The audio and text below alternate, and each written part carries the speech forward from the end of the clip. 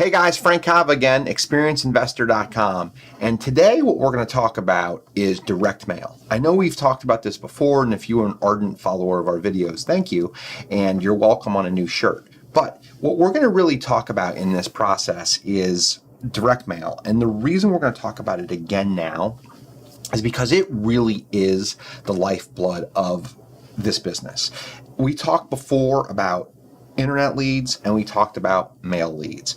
The reason that we are going to focus back on the mail leads is because anyone I know that does this wholeheartedly and as a real business does mail. Okay, so we're going to really dive in and give you details that normally I charge people a lot of money to learn, because this is the nuts and bolts of this business.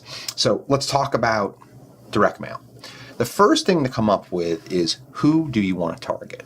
Okay, it's not too dissimilar from what we talked about when we were talking about bandit signs. When I told you you don't want to send bandit signs or put bandit signs in gated communities or things along those lines, it's pretty similar here with direct mail.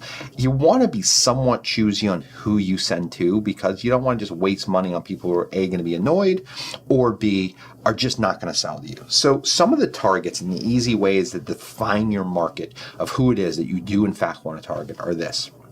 We've had a lot of luck with people who are non-owner occupants. So what does that mean?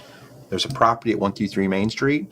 The tax record shows the property on 123 Main Street, but the mailing address of the owner is something other than 123 Main Street. That is a super easy way to start. So you start with non-owner occs. Inside of that list, you're also going to find a lot of landlords.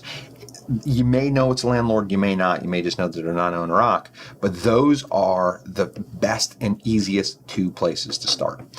Other things that you can come up with, you can buy tons of lists, and in a couple of minutes we're going to talk about that. But lists with divorce, probate, delinquent taxes, any of those types of motivators that you have are the places to start with your list. So you're going to send them some level of mail like we've talked about in the past. And this is the group of people that you want to really choose from. It's about 5 or 6 different groups that kind of lump into there. The other factor you can look at is an equity factor. And what I mean by that is, are they upside down or do they have equity?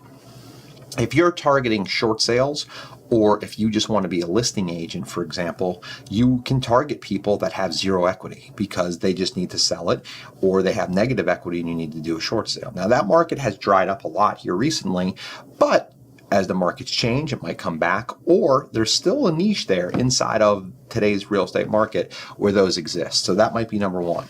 I usually target people that have 30 to 100% equity. So that means they have loan to values of under 70%. And that means there's room for them to sell their house at a price, or we can buy it at a discount.